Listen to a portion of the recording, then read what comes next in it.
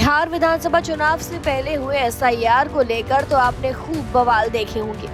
विपक्षी गठबंधन के कई नेताओं ने तो इसका खुले मंच से विरोध किया, तब भी ये प्रक्रिया नहीं रुकी। इस बीच चुनाव आयोग ने इस प्रक्रिया को और भी प्रदेशों में शुरू कर दिया है, जिसमें उत्तर प्रदेश, पश्चिम बंगाल, राजस्थान जैसे राज्यों में इसे शुरू कर दिया गया है। वहीं इस प्रक्रिया में लगे बीएलओ अधिकारियों की मौत की खबर भी काफी तेजी से बढ़ रही है, जिसमें 16 दिन में करीब 28 बीएलओ की मौत की खबर आ रही है। तो आइए बताते हैं आपको इस वीडियो के जरिए इस खबर को विस्तार से। चुनाव आयोग ने 4 नवंबर से स्पेशल इंटेंसिव रिवीजन यानी एसआईआर की शुरुआत वोटर लिस्ट छांटने के लिए की थी, लेकिन कौन जानता था कि ये प्रक्रिया इसमें लगे बीएलओ की मौत की वजह बन जाएगी। राजस्थान, मध्य प्रदेश, पश्चिम बंगाल और केरल में कुछ बीएलओ खुदकुशी कर रहे हैं, तो किसी की हार्ट अटैक से मौत हो जा रही है। बीएलओ की मौतों का मामला इतना बढ़ गया है कि इसने सियासी संग्राम का रूप ले लिया है। पश्चिम बंगाल के मुख्यमंत्री ममता बनर्जी ने चुनाव आयोग को मौतों का जिम्मेदार ठहराया है।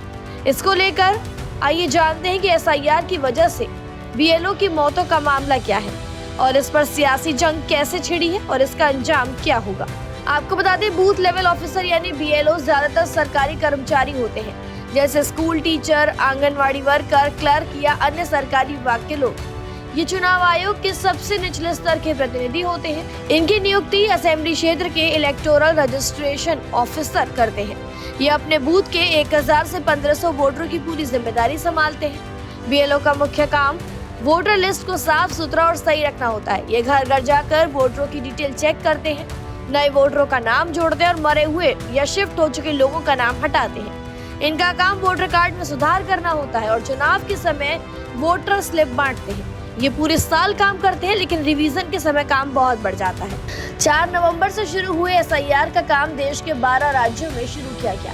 इसमें केरल, राजस्थान, मध्य प्रदेश, पश्चिम बंगाल, उत्तर प्रदेश, तमिलनाडु, गुजरात, छत्तीसगढ़, गोवा, पुडुचेरी, अंडमान निकोबार और लक्षद्वीप शामिल हैं। इन राज्यों में बीएलओ को हर घर में प्री फील्ड फॉर्म बांटना, वापस लेना, लोगों की मदद करना और ऐप पर डेटा डालना पड़ता है। पहले ये काम साल भर में होता था, लेकिन इस बार इनका ये काम सिर्फ 1 महीने यानी 4 नवंबर से 4 दिसंबर तक ही पूरा करना है। एक बीएलओ को 1000 से 1200 घर कवर करने पड़ते हैं। ऊपर से उनका अपना ऑफिस का रेगुलर काम भी चलता रहता है। कई जगह ऐप में टेक्निकल प्रॉब्लम्स भी आई, जिस वजह से उन पर दबाव काफी हद तक बढ़ जाता है। अब हम बात करते हैं इनकी मौतों की। तो सबसे पहले गुजरात के कपड़वंज के नवापुरा प्राथमिक विद्यालय के प्रिंसिपल रमेश भाई परमार की बीएलओ ड्यूटी के दौरान हार्ट अटैक से मौत हो गई। उनके परिवार का कहना है कि उन पर एसआईआर का असहनीय कार्यभार था और वो ड्यूटी की वजह से बहुत ज्यादा ट्रैवल कर रहे थे। उनके बीएलओ कार्य का स्थान उनके स्कूल से 48 किलोमीटर दूर था।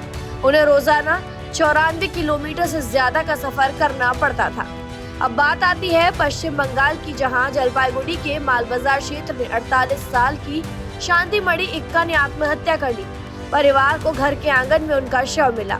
परिवार ने आरोप लगाया कि एसआईआर के दबाव की वजह से शांतिमणि ने खुदकुशी की है। वो रंगमती पंचायत की निवासी थी और उन्हें हाल ही में बीएलओ के रूप में एसआईआर की ड्यूटी सौंपी गई थी। वो घर घर जाकर फॉर्म बांट और इकट्ठा कर रही थी। मध्य प्रदेश के अलीराजपुर जिले के उदयगढ़ जनपद पंचायत के ग्राम सोलिया में एक बीएलओ भुवन सिंह चौहान की निलंबन के बाद मौत हो गई। उन्हें 18 नवंबर को झाबुआ जिला निर्वाचन अधिकारी ने कार्य में लापरवाही के आरोप में निलंबित किया। परिवार के मुताबिक निलंबन के बाद भुवन सिंह चौहान काफी तनाव में थे। उन्होंने रात भर खाना नहीं खाया और सो नहीं पाए। बीते 19 नवंबर को उन्हें अचानक चक्कर आया और वो गिर पड़े। परिजन उन्हें तत्काल सामुदायिक स्वास्थ्य केंद्र बोरी लेकर गए, जहां चिकित्सकों ने उन्हें मृत घोषित कर दिया। इस पूरी खबर को लेकर देखें तो अभी ये कहना फिलहाल मुश्किल है कि इन बीएलओ की मौत कैसे हो रही है। खबर पर आपकी क्या राय है, कमेंट बॉक्स में जरूर बताएं। तमाम जानकारियों के लिए सब्सक्राइब करें भारत एक्सप्रेस।